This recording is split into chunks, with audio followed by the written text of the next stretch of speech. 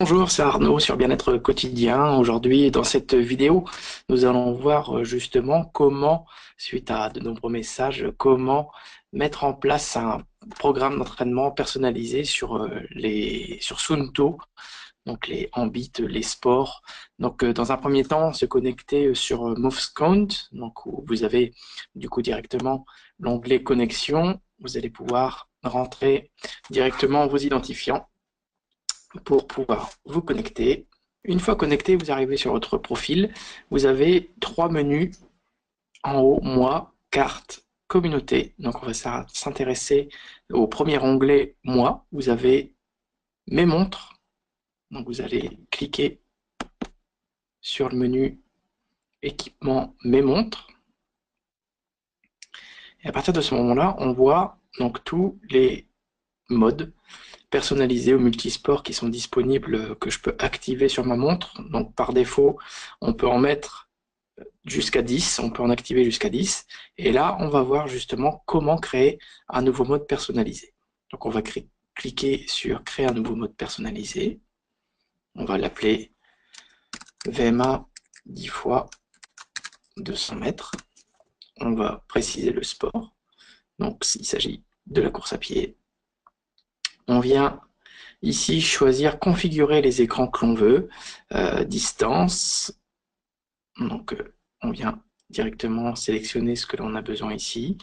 La vitesse, le chrono. Moi, j'aime bien ici rajouter, en plus du chrono, la fréquence cardiaque, parce que c'est ce qui nous intéresse réellement dans les entraînements de VMA.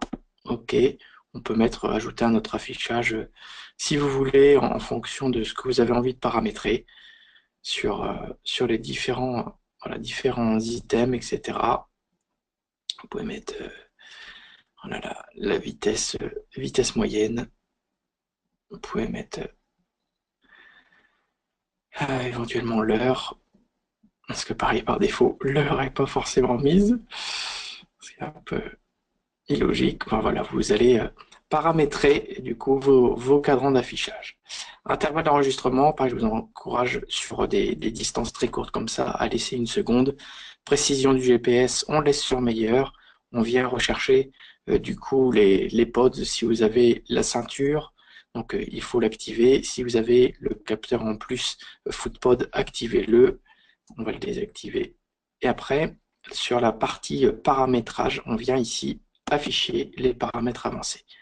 On vient ici mettre ici compteur d'intervalle. Donc c'est cette rubrique-là qui va nous intéresser. On va ici cliquer sur utiliser le compteur d'intervalle. Donc on a dit qu'on mettait ici pour un 200 mètres, donc 0, 200 km. Et en récupération, en fonction de votre VMA, voilà, moi j'ai une VMA d'un peu plus de 17, donc j'ai 40 secondes de récupération et on va le faire 10 fois.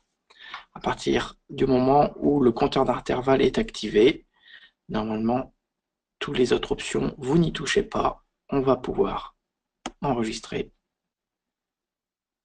On regarde bien VMA 10 x 200, il est bien activé. On est du coup sur un volume global de 10 sur 10. On a du coup enregistré. On va désormais mettre la montre, on va la brancher directement avec donc du coup le câble avec la montre. Ça va nous lancer l'application MoveScount. Donc là, il n'y avait pas d'enregistrement d'entraînement ou de course. Et là, il est en train de synchroniser les paramètres. Donc on va retrouver d'ici quelques instants. Voilà, il synchronise les moves. Il n'y en avait pas pour gagner du temps dans cette vidéo. Il est en train de mettre à jour les satellites. Voilà, la montre est finie du coup de se connecter. On vient décrocher la montre.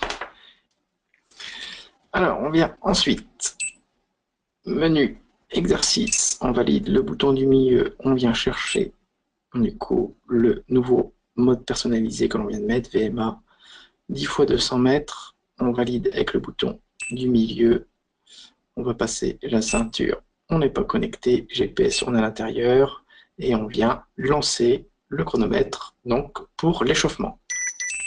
Voilà, le petit bip bip. Donc, je vous conseille, pareil, minimum 15 minutes d'échauffement, idéalement 20 pour bien chauffer la machine. Donc là, on voit que ça défile. Et après, une fois que vous avez fini votre échauffement, vous allez pouvoir directement, en cliquant sur le bouton du milieu, on maintient enfoncé et on arrive dans les options. Dans les options, vous allez sur Activer. Une fois que vous avez choisi Activer, vous validez avec le bouton du milieu de la montre et vous allez sélectionner compteur d'intervalle juste en dessous et vous allez pouvoir valider. Et là, vous voyez, on est passé, on a changé d'écran, on est à 0,200, on a le petit bip bip. Voilà, c'est parti pour la première série sur les 10. Et bien évidemment, là, vu qu'il n'y a pas de GPS, donc ça va décompter automatiquement les 200 mètres que vous faites.